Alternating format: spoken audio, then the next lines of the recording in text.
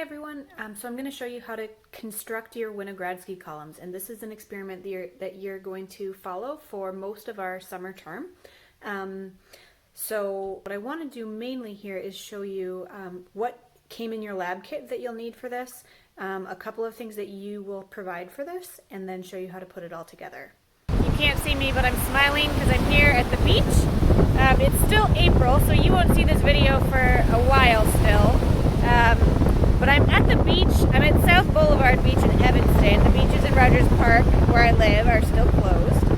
But for the Winogradsky column, where you're going to look at the microbial world that is in soil, you can use dechlorinated tap water, meaning you take it out of your tap and then let it sit overnight.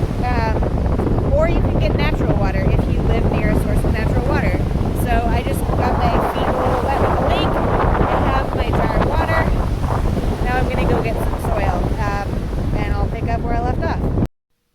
Okay, so the things that came in your lab kit that you're going to need is the Sharpie with the duct tape, your paper bowl, and your cut up plastic bottle. You also had an empty sandwich bag. So mine's not empty anymore because I put soil in it, but you'll need that. I collected water. This is a jar that I just used from my kitchen. So if you have a jar or a water bottle or something and you want to collect water from the lake or the river or whatever's nearby, a ditch, like, it's all fine. But you have to provide your own jar for that. If you aren't going outside to collect water, even rainwater would be okay, by the way, if it's rainy when you're setting this up. If you're not going to use water from outside, you should use dechlorinated water. Basically, all that means is you should pour tap water, leave it out overnight, at least overnight, preferably 24 hours. And the reason for that is that our water is chlorinated, and that chlorination kills bacteria. So that's good for us because it helps us not get sick. But in this case, we're trying to grow some bacteria that are not harmful so that we can look at them. So your tap water right off the bat will kill them, so you have to leave it out overnight. And then overnight, that chlorine gas that's in the water will evaporate and it will go out of the water, so you'll be fine. Okay, and then the last things that you have to provide for the lab are an egg and a sheet of paper. And then I just have this little dish here that I'm going to use to separate the eggs. Okay, so I just tore up my notebook paper and now I'm going to get started making this Winogradsky column.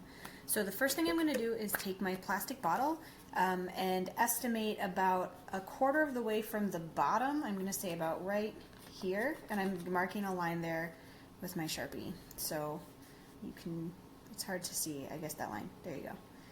So you can estimate where the cinch in, that's about halfway. So about halfway between there and the bottom is a quarter of the way from the bottom. And we're going to do the same thing about a quarter of the way from the top. So I'm going to say that's about here. So now I have my bottle marked, like so. Okay. The next thing I need to do is separate my egg. So if you've never done this, we're only going to use the egg yolk. And it's not hard to separate them, but it does take some finesse. Okay, so you crack the egg open.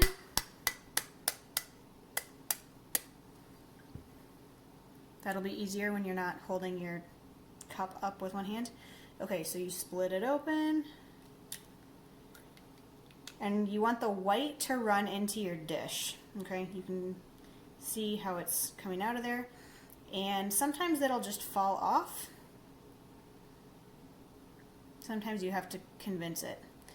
And if you can't get it to go, you can just pour the whole thing into the other half of your eggshell. So it's really important when you do this to try to preserve as much of the shell as you can. You don't want to break it into 100 pieces. So you can just keep pouring it back and forth, like so. And that looks like about as good as it's going to get for me.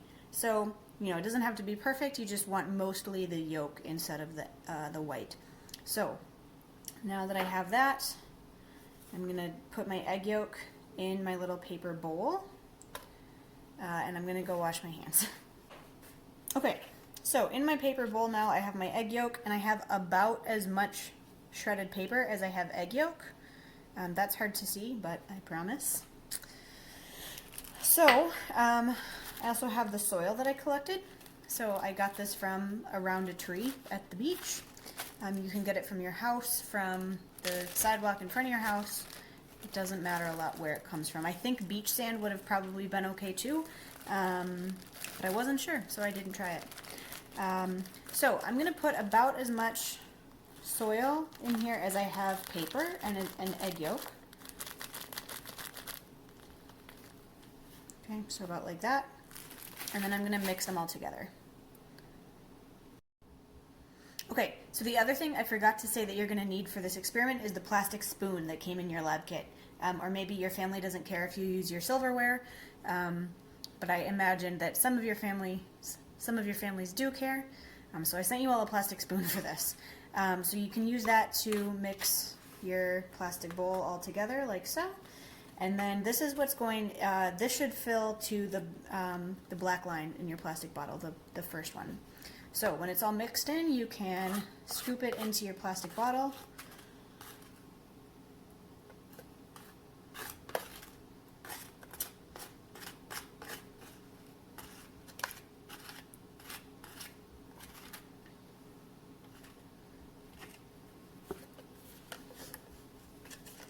Here's mine. That wasn't nearly enough.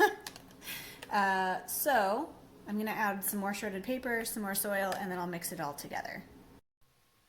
Okay, so I added more paper shreds and more soil. Now the last thing I'm going to do is, we really want the egg yolk to be mixed into this whole bottom layer. So I'm just going to mix this around inside the bottle a little bit. If you watched this whole video before starting, that's a great way to approach it. Because you shouldn't have to do this then. You can just use more paper shreds and soil than I did. You could even put soil and paper shreds into your plastic bottle in about even amounts.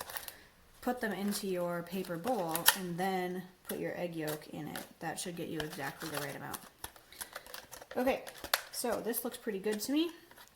The next thing I'm going to do is add the rest of my soil. So our soil is going to go up to the top line.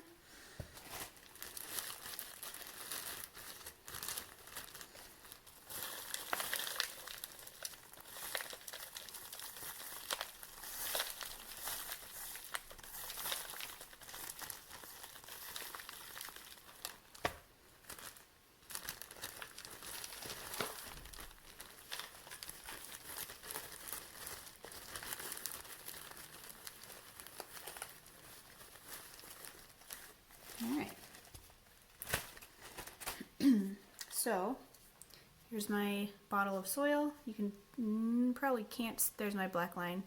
So my soil is up to about that level. I have this much soil left in my little baggie. So you don't need quite as much as I had, but you definitely want to err on collecting more than you need. And so let's see. The last thing I'm going to do is pour my water in. So I went to Lake Michigan in Evanston, where the parks are open, or the beach is open. It's still April, so you won't see this for another month or so still. But if you do go outside, you know, follow the laws. Wear a mask if masks are still a rule at that point.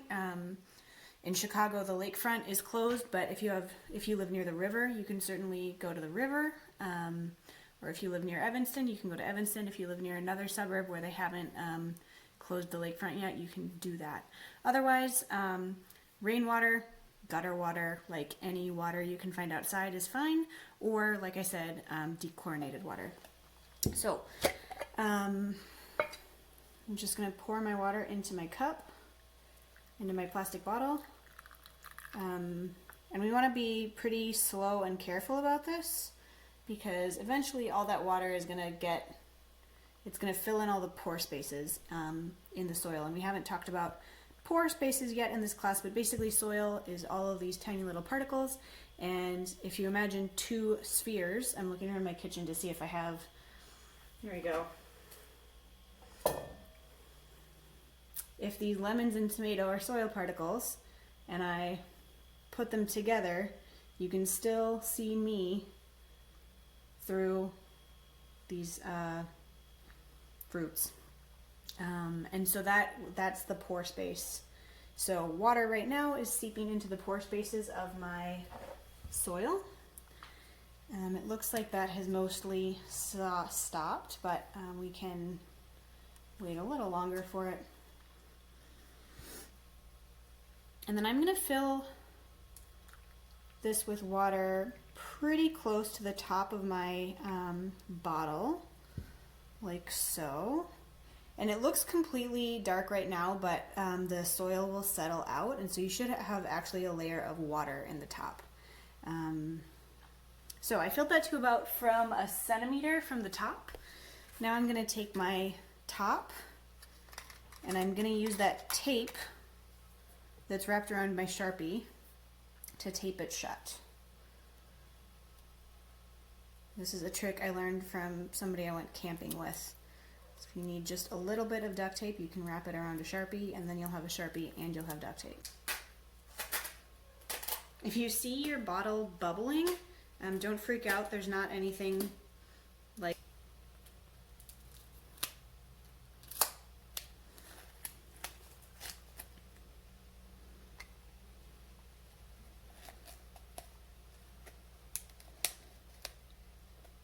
Alright, well, it looks like I didn't actually wrap enough duct tape around the Sharpie, so before I wrap all of your Sharpies, I will make sure that I get enough. But ideally, you want this duct tape to go all the way around the bottle, because you want it to keep the water inside the bottle in case it falls over or anything.